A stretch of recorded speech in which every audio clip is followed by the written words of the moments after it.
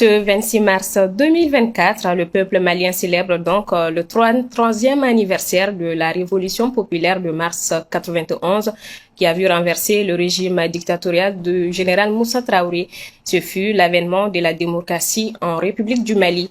33 ans après, quel acquis démocratique? Nous aurons tout à l'heure des éléments de réponse avec l'invité de ce journal, Monsieur Moussa Mara, ancien Premier ministre et président du comité de planification stratégique du parti Yelema, le changement. Bienvenue à vous.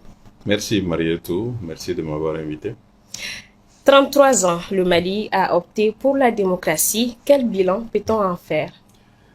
Vous savez, j'ai bien apprécié votre élément qui contextualise très clairement ce qui s'est passé ces dernières années, les acquis, mais aussi beaucoup plus les difficultés. Le reportage s'est beaucoup appesanti sur les difficultés au point qu'aujourd'hui, on se pose la question si c'était nécessaire que finalement nous soyons en démocratie ou si c'était nécessaire que nous ayons le multipartisme. Il faut que nos compatriotes soient informés sur la réalité. La réalité d'abord avant le 26 mars. C'est ce qui permet de comprendre ce que le 26 mars est comme symbole. Avant le 26 mars, on avait le parti unique.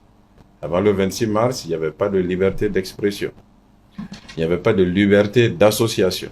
Et il n'y avait pas de liberté de choix de celui qu'on veut pour nous diriger. Et le 26 mars, c'est ce qu'il a amené d'abord. C'est d'abord les libertés. À partir du 26 mars, les Maliens ont eu le droit de dire ce qu'ils pensent, de dire clairement qu'ils désapprouvent ce qui se passe, de marcher, de protester. Avant, ce n'était pas le cas. Ils ont eu le droit d'être dans le parti qu'ils voulaient. Avant, c'était un parti unique. Et ils ont eu le droit surtout de choisir qui ils veulent comme maire, qui ils veulent comme député, qui ils veulent comme président. Ça n'existait pas. Les jeunes d'aujourd'hui, dont 80% n'ont pas vécu mars 91, ne savent pas ça. Et ils tiennent pour acquis la liberté. Ils tiennent pour acquis le fait de pouvoir protester. Ce n'était pas le cas avant. C'est ce que le 26 mars a amené. Mais quand on entre même dans le détail, Marietou, le Mali a fait plus de progrès dans tous les domaines, entre mars 91 et aujourd'hui, qu'entre 1960 et mars 91. Le Mali a construit plus d'écoles, plus de centres de santé, 2 fois plus, souvent même 3 fois plus de routes, plus de forages. Et les populations ont accès à plus d'énergie en ce moment où on a des délestages que pendant la période 1969-1990. Donc même quand on compare économiquement, on compare socialement, la période démocratique a plus de résultats en termes de développement humain et de confort de nos compatriotes que la période avant. Maintenant, il y a des insuffisances. Ce sont ces insuffisances sur lesquelles on est malheureusement trop braqué. Ce n'est pas une mauvaise chose, mais il ne faut jamais jeter les acquis. Il ne faut pas jeter le bébé avec l'eau du bain, j'ai l'habitude de le dire. Ces insuffisances, c'est d'abord la corruption et la mauvaise gouvernance. C'est ce qui fait que les leaders sont décriés, et vous avez raison de dire les acteurs en disgrâce. Mais là aussi, il faut faire la différence. Il y a des acteurs du 26 mars qui n'ont absolument rien à se reprocher en termes d'honnêteté et de gouvernance, et il y en a d'autres où ce n'est pas le cas. Donc, que nos compatriotes comprennent qu'il faut analyser un tout petit peu plus, qu'il faut aller un peu plus dans le détail, regarder les acquis solides et corriger les insuffisances. Chez nos voisins sénégalais, ces dernières semaines de vie politique qui ont abouti à l'élection de Bassirou Diomaye Faye nous font dire que l'exercice de la démocratie passe d'abord par des institutions fortes dont chacune joue son rôle. Qu'en est-il au Mali? C'est vrai, mais les institutions fortes deviennent fortes par des hommes qui les servent. Le Sénégal a eu plusieurs chances. Il a eu d'abord la chance d'avoir des leaders qui ont travaillé à la consolidation des acquis de leurs prédécesseurs. Il y a eu déjà le président Senghor qui a laissé le pouvoir, qui a organisé sa succession. Donc, ce qui a maintenu une grande stabilité au niveau des institutions.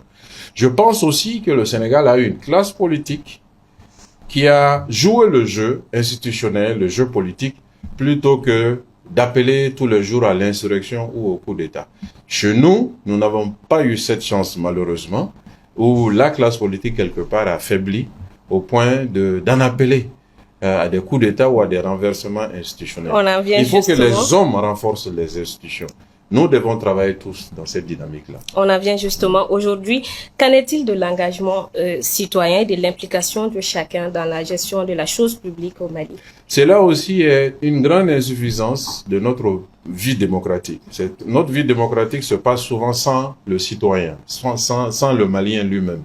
Ça devient juste un jeu institutionnel ou même un jeu électoral. Acteur majeur. Voilà. Et les acteurs majeurs qui sont les citoyens sont souvent sur la touche et ne sont appelés que pour aller voter à des périodes déterminées. Il faut que nous créions les conditions pour que les Maliens deviennent des citoyens, les associer, notamment à la vie locale, au niveau de nos communes, de nos collectivités, les associer à la marche de la collectivité et ne pas attendre uniquement les élections pour les questionner. Là, il y a un grand chantier qui n'est pas encore adressé, je pense, pas suffisamment, mais qui conditionne demain la solidité de nos institutions et de notre vie démocratique.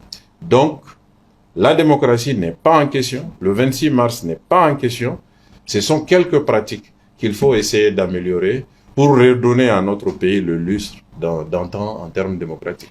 Quitte des libertés fondamentales dans notre pays.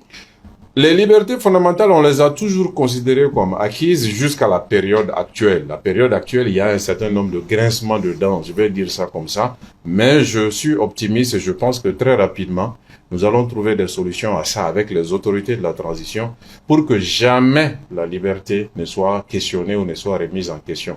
Parce que c'est un acquis fondamental. Et la liberté, c'est la substance de l'humanité. On ne peut pas concevoir un être humain sans la liberté. Il faut que nous tous, nous sachions ça. Et c'est aussi là, le 26 mars qui nous l'a amené. Une dernière question, M. Mara. 33 ans après l'avènement démocratique, est-ce de la résilience démocratique ou de la démocratie à la malienne? Faudrait-il, selon vous, réformer notre État pour un meilleur exercice démocratique et comment? Il faut réformer l'État sans doute, il faut réformer les institutions. Il faut pour moi des hommes qui servent ces desseins et qui ne se servent pas des outils pour asseoir des pouvoirs personnels ou des pouvoirs claniques ou familiaux. Nous devons tous travailler à ça, créer les conditions législatives réglementaires et ensuite confier au peuple le choix souverain de désigner les hommes et les femmes qui demain vont le servir, qui vont servir les institutions, qui vont les renforcer pour que la démocratie malienne puisse continuer à aller de l'avant. Mais il n'y a pas d'alternative à la démocratie. Qu'on se le dise, la démocratie, c'est la liberté. Et la liberté, c'est l'humanité. Merci beaucoup, M. Mara. Merci d'être passé sur notre plateau. Merci, Mariette.